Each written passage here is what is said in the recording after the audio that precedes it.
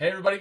Welcome to another episode of Truth About Marketing. Super excited to have my friend here, Niels Skou. He's the founder and owner of Puppies Make Me Happy. Niels, thanks for coming on. Thanks for having me. Absolutely. Absolutely. So we always open this up. Why don't you just tell us a little bit about yourself, kind of how you got started and where you're at today? So we started the company 2013, so now 11 years. We're coming up on the anniversary date. It was just kind of a wild idea. It was kind of a joke in the beginning. And I just had this idea. I was working on music tours at the time. And the guy that, was the artist on the music tour was like, you need to start a company. You just got to start something. So I was reading the book Life is Good about the Life is Good guys. And I wanted to make shirts with dogs on them and tie in a positive message. And so it was Puppies Make Me Smile or Puppies Make Me Happy. And we made shirts before we had a website. And next thing I know, we're, doing trade shows next to Spiritual Gangster, and we're in Soul Cycle and Core Power. And I have no idea how it even happened. To That's date, awesome. we're just trying to keep up with everything. That's awesome. That's awesome. I like it. It's a super popular brand. I've had known about it for many years now. So can't wait to kind of tell this story to everybody.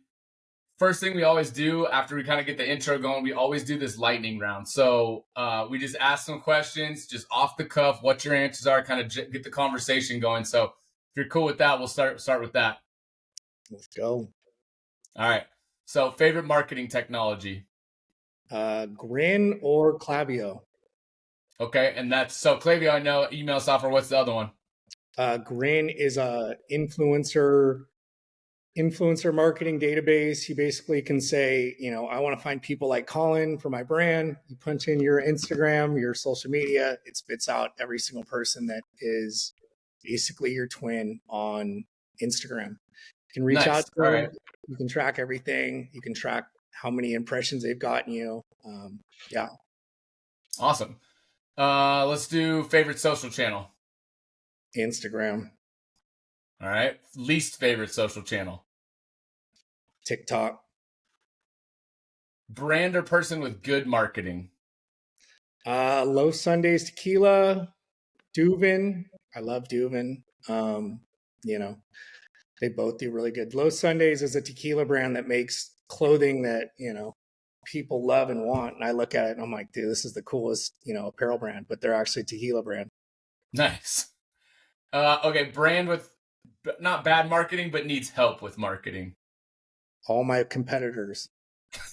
I feel like all the other, dog brands are, I look at them, I'm like, that's not even a real person wearing it. It's a computer generated mock-up of, with an art file on it. I'm like, it's not even a real person. Yeah. And then it gives us a bad rap because people order, and if we don't ship in 1 or 2 days, they're like, is this a scam? I've ordered from some China brand, I've never gotten it. So for us, it just gives us a bad rap. There you go. All right. Makes sense. Favorite influencer or business leader? George Kittle. Caitlin Nice. Bristow. Caitlin Bristow wore a sweatshirt one day and rescued her first dog, and it was totally unplanned, and it was our biggest sales day ever. So I am forever grateful to her. Love that. Kittle just says whatever he wants. He's funny. He's a man. Yeah. He's a super good dude too. Yeah. I love that. All right. Brand or person you'd like to work with the most. So it could be an overlap there, but Taylor Swift and Juszczyk's wife, Kristen Juszczyk. There you go. Do a collab. Yeah. So they're obviously both stocks are all the way through the roof right now, but yeah, Kristen's really killing it. She just got that licensing deal to be able to make money off her clothing now. So that's pretty cool. She blew up overnight. I mean, I was watching her followers go up. She went from, 150 or 130 to 600,000 the other day when I looked at it. But Taylor Swift actually tried to find her address and mail her shirts with cats on them, and nice. No luck. Well, let's talk about that. So now we can kind of dig into it. People that start clothing brands, apparel brands, like it's tough. People think, I could just put something on a shirt and it'll fly off the rack, right? So I'd love to hear more from you about, like you said, it just kind of randomly started as an idea, but it picked up traction. Like, for you, what were those kind of inflection points where all of a sudden you knew that you could make a living out of this? That it was like, oh, this isn't just like a fun little project anymore. To be honest, I never really, I kind of had limiting beliefs. I told everyone when I came up with it, I said, I'm just doing this as a fun project. I'm not really serious about it. And that was kind of a way for me to not go all in. And before we had a website, we had people saying, where can I buy these shirts? So I made a website. We did all right sales, but I always had a full-time job. And I would say I got really serious about it when I moved to La Jolla, moved in with Sean Smith, and got laid off after a month of living there, and kind of said, okay, I've got to like really get behind puppies. And then from the moment I got laid off and actually got serious about it and was like, this is my full-time thing, the sales just started going, they went from $5,000 a month to 15 to 30, and it was just from me really getting behind it. But, I tell anyone that wants to start a clothing brand, it's like, before you trademark or do anything, like make 50. And if you can sell 50, then make 100. But, there's all different types of things where you can just make it print on demand now, where you don't even have to have inventory. But Yeah. I mean, those Life is Good guys, they sold shirts for years, never made any money. And then one day they made a shirt with a stick figure on it. And it said, Life is Good. And they sold out. I forgot. They used to sell like swap meets or something. And they sold out. Yeah. And they go, oh my God, we've got this thing. And they're like $100 million a year brand. So just got to make cool stuff that you like, that other people might like, but everyone's got an idea. I think that's so again, though, going back to kind of like when you're getting started, and the huge difference, and I talk to people about this all the time, is, they ask about marketing and ideas. And what happens is, like you said, you started as a side hustle, but you gained some traction. And it was like, all right, I think I can kind of run with this and do something with it. But what happens a lot of the time is people think that they can just do 2 and 3 and 4 things and that it'll, they'll be able to do it. The problem is there are people out there that give up everything. They sell their house, they sell their cars, to start a business. So they're spending 12, 14, 16 hours a day on that. And it's like, at some point, right, if you're going to do this and you think you want it to be that successful, you're going to have to do the same. Like, you're going to have to take a risk, and you're going to have to give up your comfortable life, your W-2 and whatever, and go all in, right? So that's what I guess I was talking a little bit more about, in the sense that, like, when did you realize, like, or what kind of inflection point was it, like, all right, now I can feel comfortable taking this risk?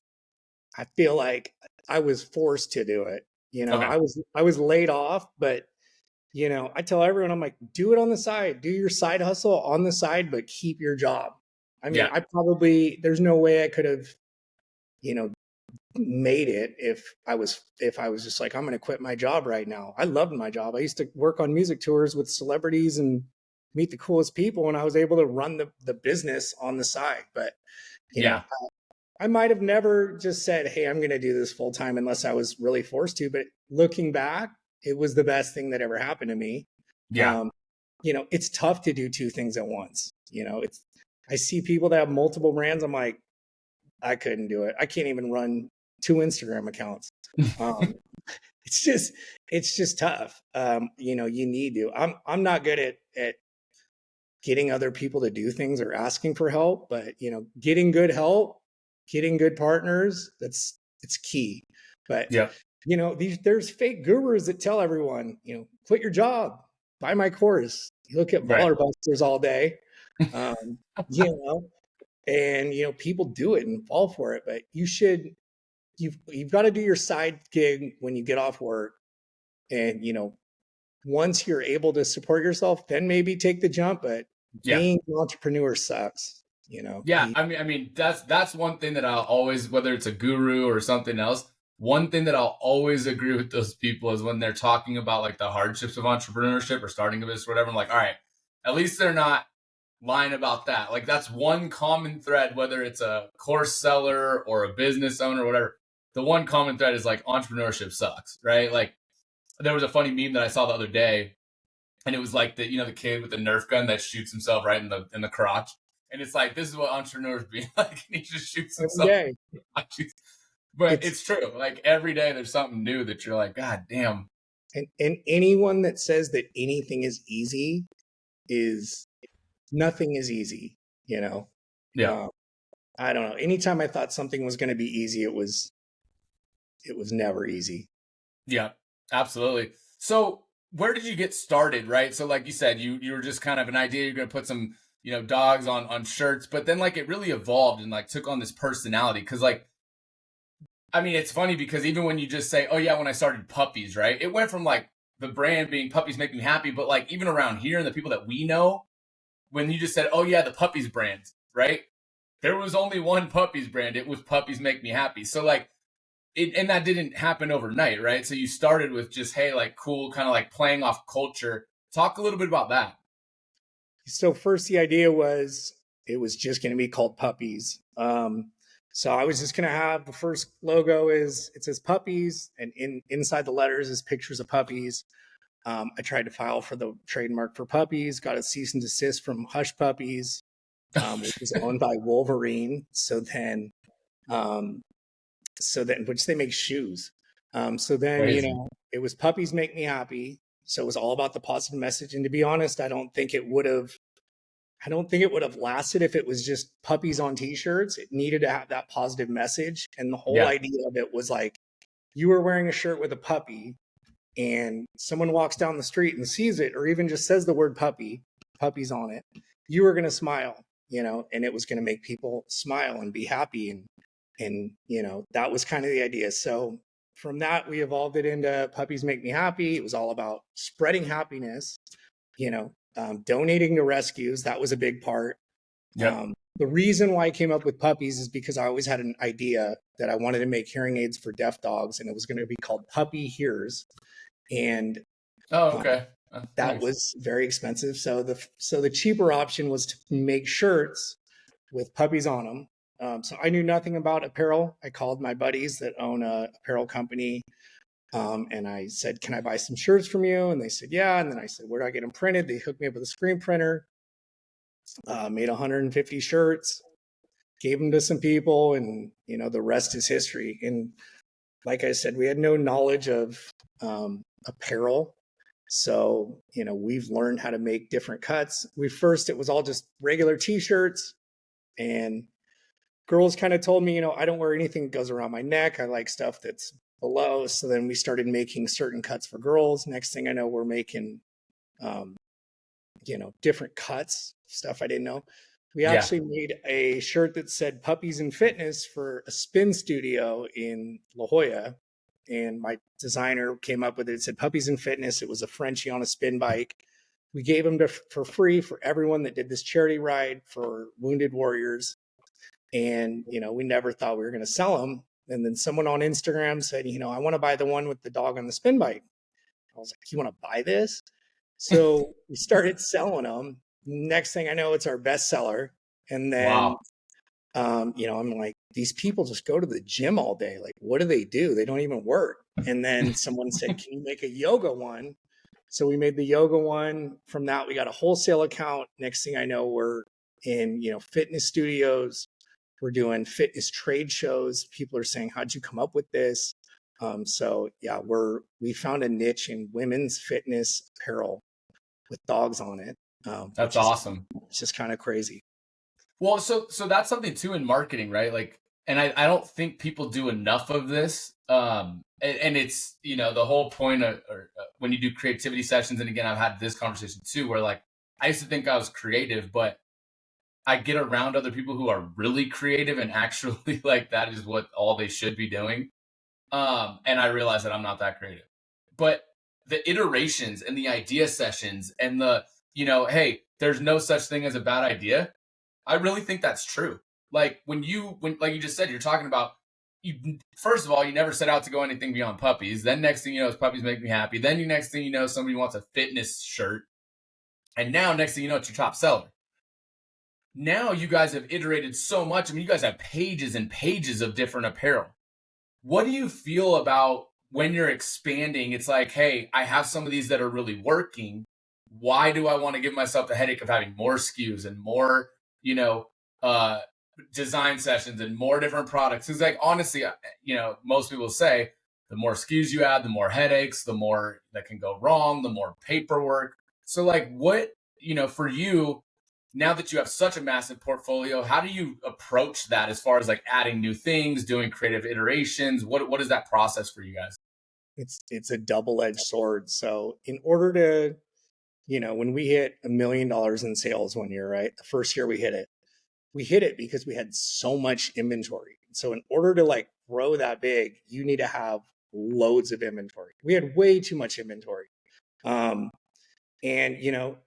I also am in the mindset of like, if something's selling, like I'm not going to stop selling it. Right. And, why not? It's like, we just sold it again. Like, let's make more of it. And, there's brands where they'll make, one run of something and it makes it more valuable and the price goes up.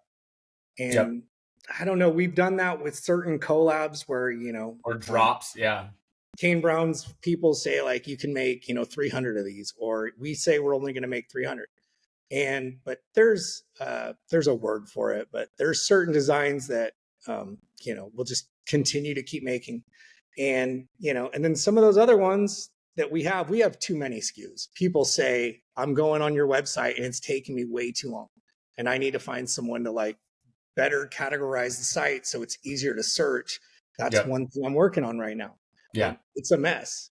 People don't know that we make a shirt with, a dog on a slice of pizza. Right. They have to scroll for 10 minutes to find it. And people will complain about that. Some people complain about everything. I don't know. I mean, something sells. Taxes and people complaining is pretty much. I will say this. We had now before we make something, we will survey it with our customers and we'll say like, would you buy this? So it'll go from like, rate this from 1 to 5, and 5 is I'll buy this right now. And 1 is I would never buy this. And we do that because we made a shirt with a dog and a pager and we thought it was funny. And we sold absolutely 0 of them. Wow. We thought we could just make anything and everyone would buy it. And my partner and I, we thought this was the coolest thing we had ever made.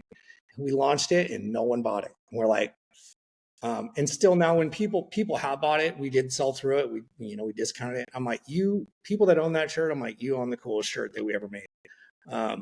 But and then talk a little about so talk a little about that though, because that's super interesting. Because again, that's all of this being a part of it. Like you have a ton of SKUs, you do have a popular brand. Like talk about the marketing aspect of it, because that being said, like most people, they hear that they go, well, were you marketing it correctly? Did you, how did you position it?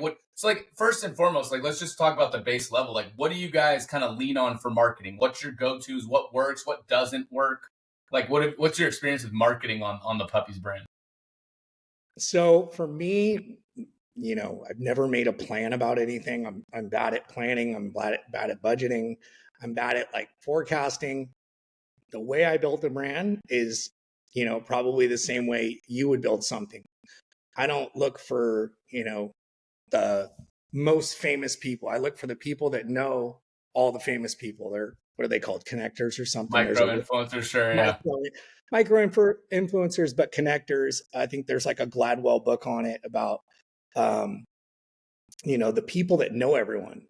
And you and I, we could talk about people that we know that know everyone, and you and I know them, and people that we somewhat know, but they know everyone. I kind of look for those people, and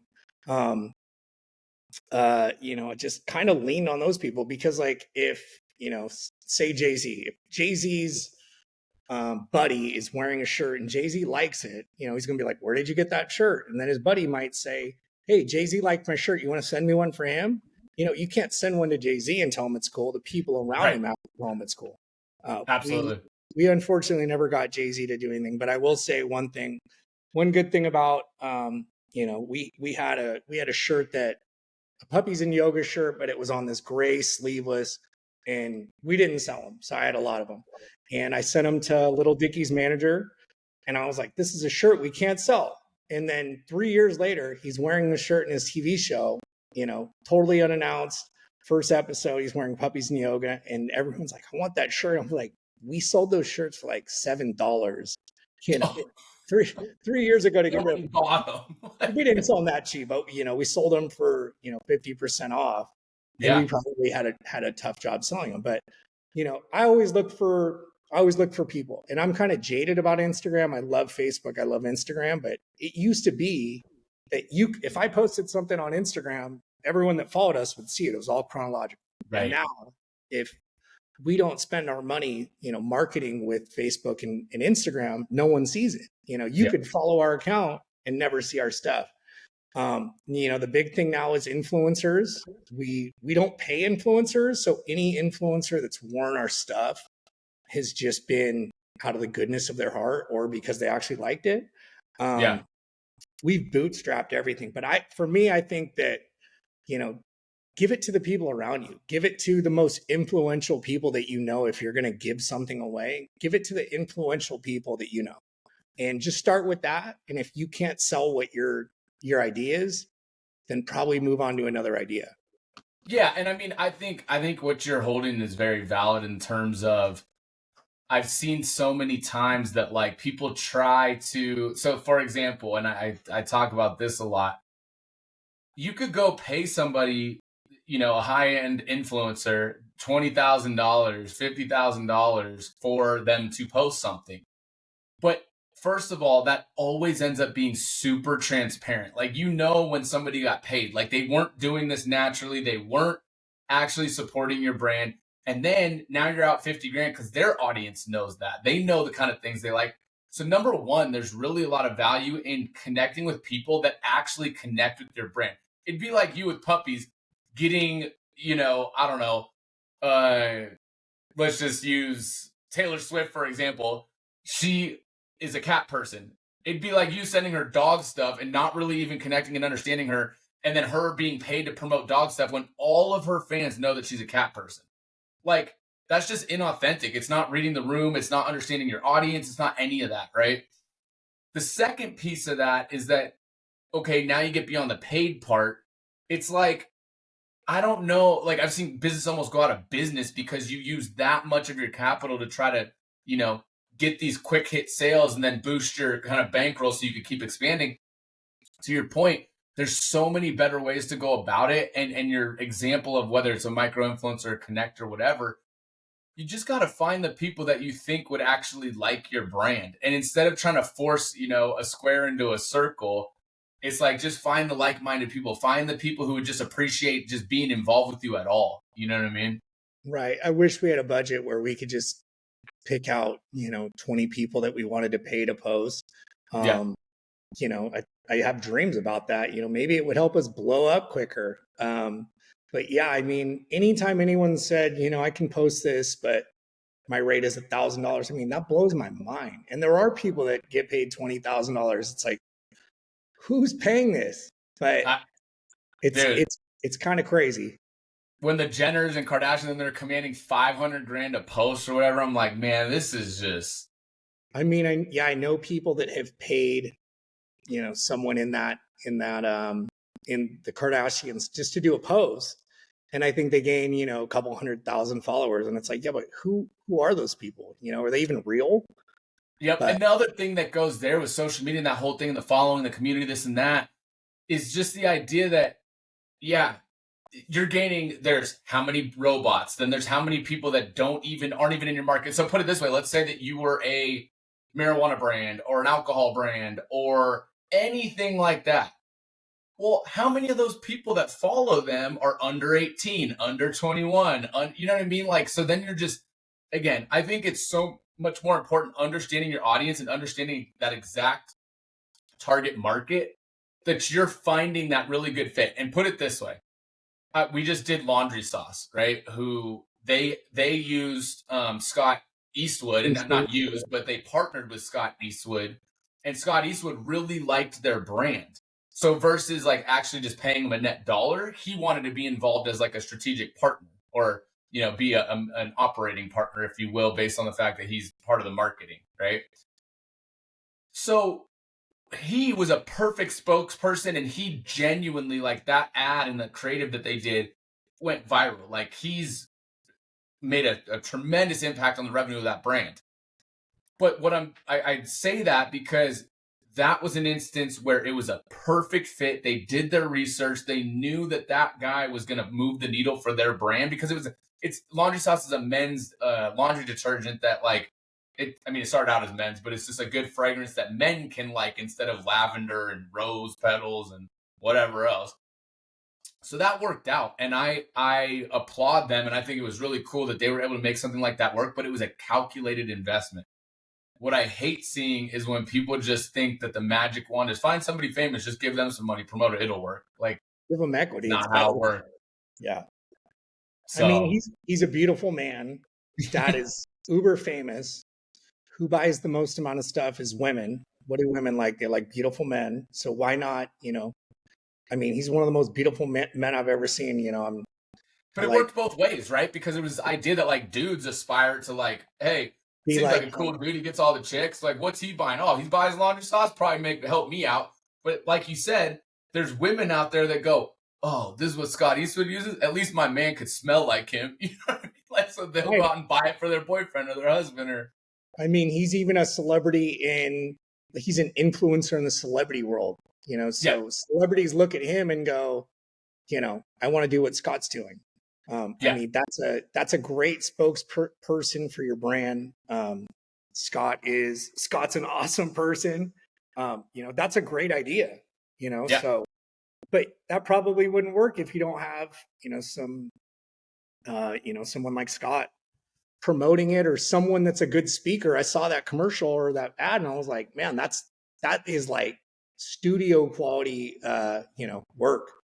Yeah. And not only that, only that, I mean, I think to your point, okay, they might have figured out and might have grown or whatever, but they would not have experienced this explosive growth and this just complete acceleration to where they are, right? Like, because it is a great brand and they do a good job, but it's the idea. Again, they made a calculated investment, were very smart about it, knew their audience, knew what was going to hit, and that's what gave them the real acceleration, I think. So, but let's talk a little bit about, I mean, everybody as an entrepreneur, we just talked about how hard it is to be one.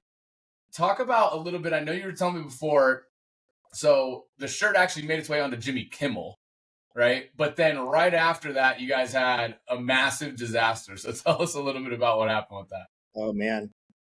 So Colton Underwood, he was the Bachelor. And when he was on The Bachelorette, my buddy knew him and he said, dude, this guy Colton loves dogs, send him some shirts.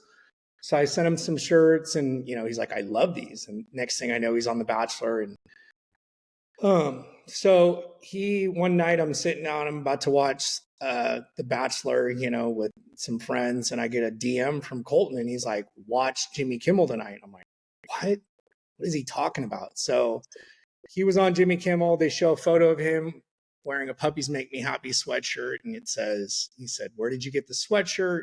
He goes, I got it from puppiesmakemehappy.com. And they made him a shirt that said, but sex makes me happier, because he was a virgin. So traffic just blows up. But I mean, we don't blow up in sales, everything. That's right. Everything that we do that we think is going to blow the brand up, incrementally, I can't even say it. Incrementally, it just grows it just a tiny little bit, right? You're like, we're going to blow up tomorrow. And it just goes up a little bit. And you just keep doing those things where it grows. So he wears it, shouts us out. I think we made the shirt that said, but sex makes me happier. And some people hated it. Some people ordered it. A couple people probably have it. And then traffic's going crazy. 2 weeks later, I get a call from the Carson Police Department, asking me if I'm aware of what happened at our warehouse. And they basically tell me our warehouse is on fire. There's been a fire at our warehouse. So I drive to Gardena. It's like crime scene. They tell me that tenants next to us that were living in the warehouse basically blew the warehouse up. They both passed away. I couldn't go in. It was raining. Oh, no. And so, we had just gotten into Petco nationwide. That was our biggest order. We had orders for Soul Cycle. We had orders for Core Power. Like, we had to basically, we had thousands of dollars of orders that were unfulfilled that we had inventory in the site, in the warehouse. Not to mention, we had, at the time, I didn't know it, but we had over $100,000 of inventory. So I'm like, what the heck are we supposed to do? We just spiked. Like we were all-time momentum. We were crushing. And luckily, because we borrowed a certain amount of money to do the Petco order from a PO financer, he said, if I'm giving you this money, you need to increase your insurance to, cover this order of the amount of money that I'm giving you. Right. So 3 months before this fire, we had increased our insurance. Shout out to Tony Catali. He's from the Bay where you're from, but Nice. his dad was the one that did our insurance. So we had to shut down the website. We had to go through all the insurance things. We got money for all of our inventory for some of it, but we had to shut down for 4 months. And we thought that when we reopened, we were just going to get, 1,000, 2,000 people hitting the site a day, which we didn't.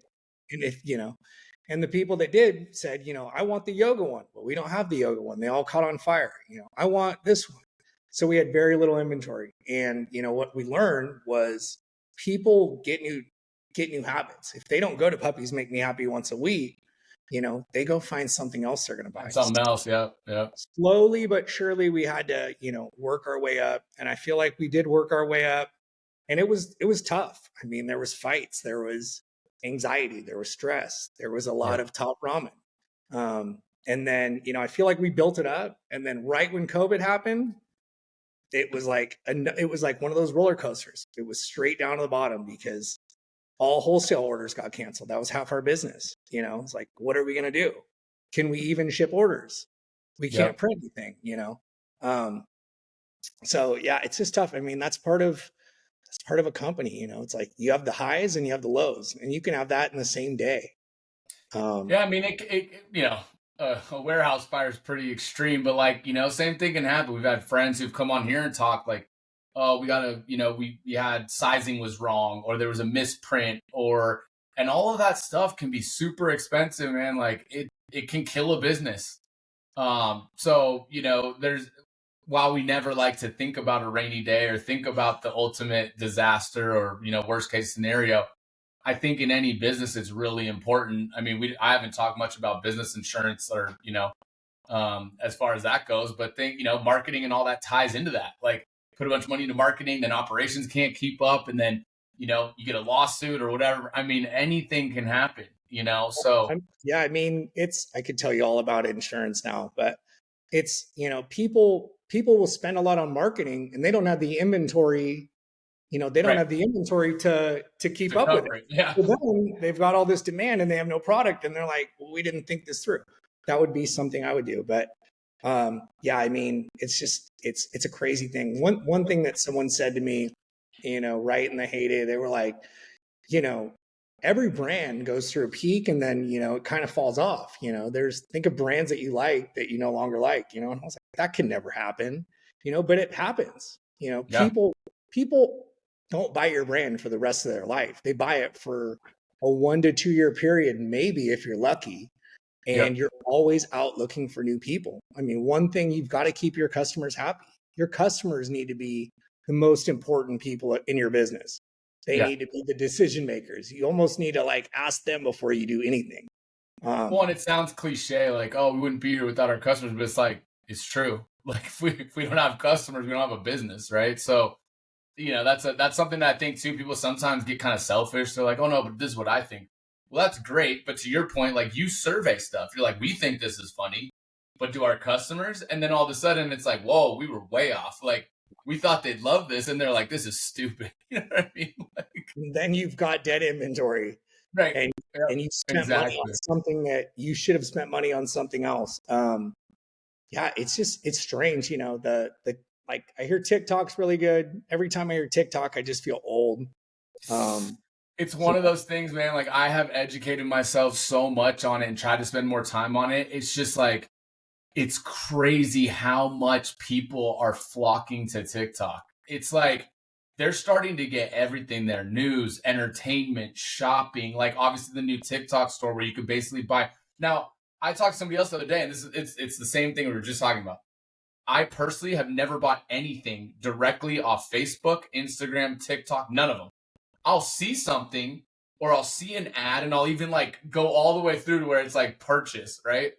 But I'll wait to go get on my computer because I don't want to buy anything. For some reason, I just don't like making purchases on my mobile. I might be different, but I always will end up on my laptop and go buy it there later because my credit card's stored there, my email's right there. I can hit the website, whatever else, right? But the buying motion of a lot of people is not the same. A lot of buying motions are just straight from social media, one click, my credit card's in there and won't even think about it. TikTok is like that these days. And I just couldn't imagine. I can't wrap my head around it. But the more and more I look at it, I'm like, holy shit, the amount of money that's being done on TikTok, wild. I mean, here's what kills me, and we've never done this, but they have that Afterpay, right? Where it's like, you can buy this in 4 payments. And I'm like, Oh, yeah. if someone's buying a $30 shirt with 4 payments, like what are you thinking? But a lot of people do that. And I see it on every site. I mean, but exactly what you're saying. That's why email marketing is, that's why Klaviyo cost me $1,000 a month because, and we've talked about email marketing and use something else. And it's like, people buy things when they're buying their computer, but you know what? Now I get so many emails that, me catching up is reading my emails for a full day. I mean, at some point we got back to sending out actual mail because how many pieces of mail do you get a day? No, exactly. We talk about physical mailers on here too. And I think it's a fantastic idea, especially when it's, authentic or there's real thought put into it. Like my buddy out here, Rick Elmore, like shout out to him. He owns a company called Simply Noted, but they do letters or postcards or whatever you want to do that they have a machine, but it looks like it's a handwritten note, right? Now you can use it for anything, but even still, if I don't know that that's from Simply Noted, like I got something like that from a company, I'd be, whether it's tech sales, it could be anything. It just hits me more than an email. Like I said, I'm looking at my email box right now. I have 69,000 emails in my Gmail because I just don't I don't check it and I don't go back and delete it. I just kind of let it run. I don't give a crap. Like it can sit there and I'll go back and look for things, but all these emails, I have a Yahoo mail that I was using since high school that was just junk. When I had to sign up for something or sign up for free this, I use that. So you can only imagine myself, unless some insane offer comes through my email, I'm not looking at it. Like I'm not buying it. If I see something that says like 40% off, 50% off, buy one, get one free, maybe.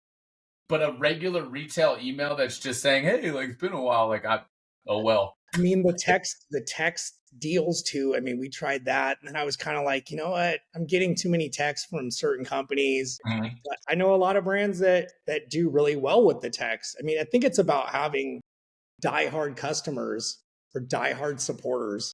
I don't even like to call them customers. They're supporters. And, to where if you're dropping something and you text them, they're not like bummed out on it. They're like, I'm eager to see this.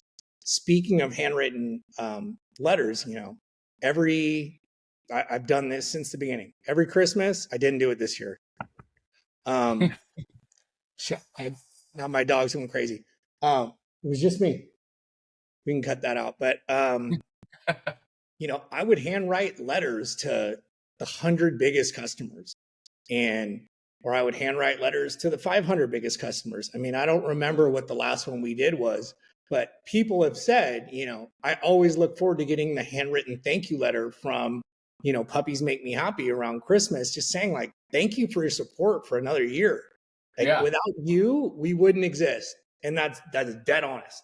That's really cool. That's a great idea. And honestly, like not a lot of people are doing that. So that's obviously something that sticks out. You know what I mean? And I've mentioned them a lot on here, but like Mike and his people that have done, Only Steve's, and that's their kind of, community of followers.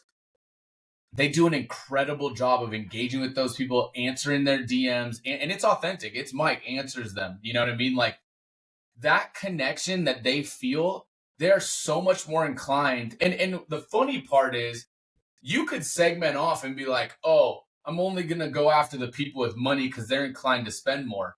What's crazy is like, again, people who follow Mike and Stevenson Ranch and all his brands, they may not make nearly as much, but they're so committed to him and being part of his community that they're willing to spend the little money they do have on his products or on his music or on, and that to me is the beauty of it, because they also get that same love and attention right back. So, creating that relationship and being part of something, it really is important. And if you can hold on to that as you scale, that's incredible. People can tell when they're talking to someone that has a vested interest in the brand. I mean, I've texted with customers that have had their order shipped wrong 3 times. And they're like, is this do you own the company? And I'm like, to be honest, I do. And they're like, I can tell, I can tell that you care about this brand. And I'm like, if I were you, I would be completely ticked off. Like the way that you're reacting to this is crazy. And, you don't need to make $10 million. You don't need to make $20 million. If you can make a few $100,000 in sales and like have a good profit margin on it, you can live an okay life. Yeah. I will, you don't, yeah, but it's having that connection, because if you can have that connection with your supporters, you're going to be okay. And there's a lot of brands, a lot of us aren't going to be $100 million brands that sell for whatever. Yeah. If I can just, live a happy life, give back to charities, work with cool celebrities. That Mike guy, I mean, every country artist that I see is wearing his hats, and they're all wearing the same hat. I'm like, it must be really cool because they're all wearing the exact same hat. And most celebrities are like, I don't want to wear the same thing that anyone else is wearing. So I mean, that guy, I look at his hats and I'm like, one, the embroidery's good. Yep. I judge everyone's quality, but I'm like, the embroidery's good, the design's good.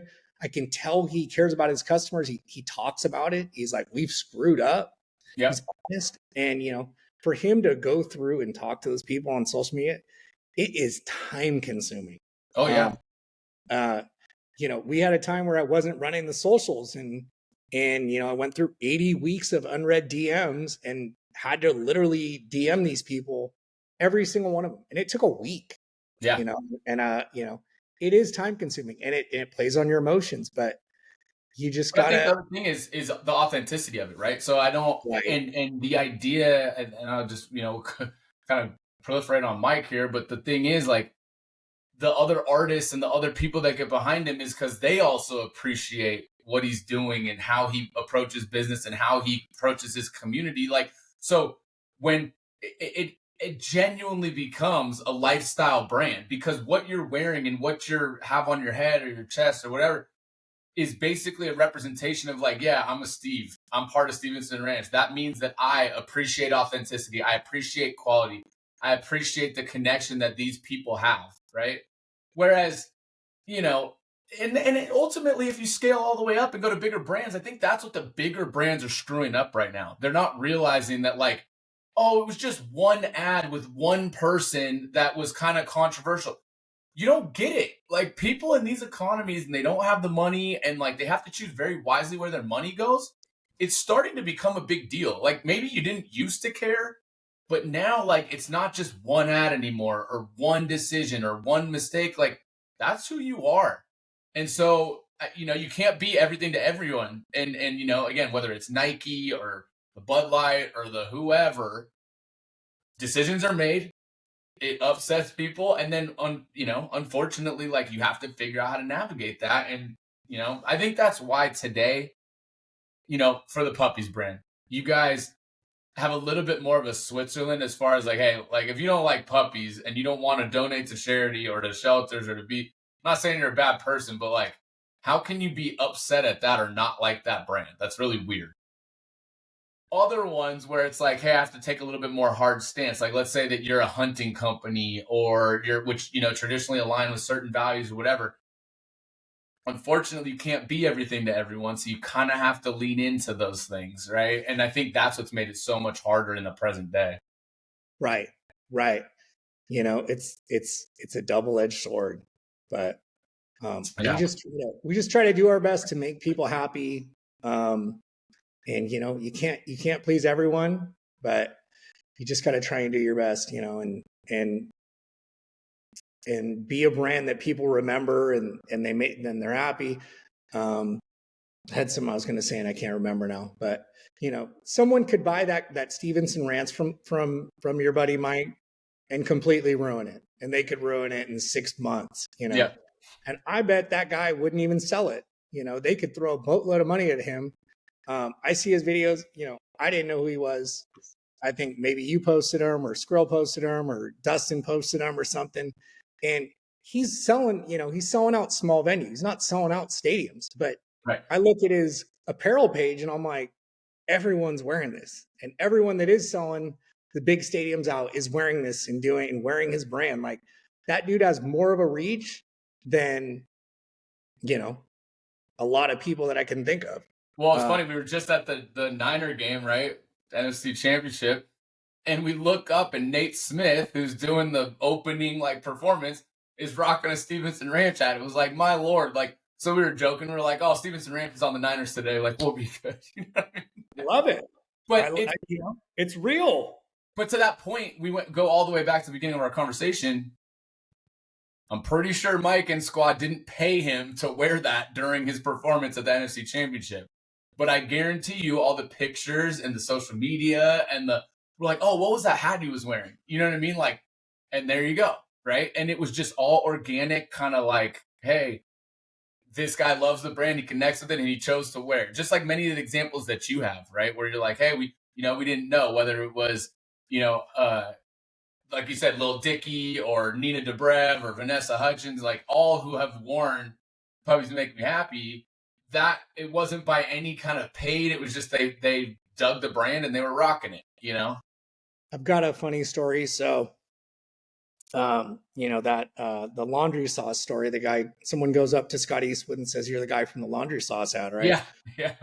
Yeah. I was talking to I couldn't get over it. I'm like, when celebrities started wearing our shirts, I'm like, someone's wearing it. I can't believe it. Like Dustin Lynch is wearing it on stage, or so-and-so is wearing it everywhere he goes. And, I talked to, I don't know who it was, but I said, I'm so stoked you wear our brand.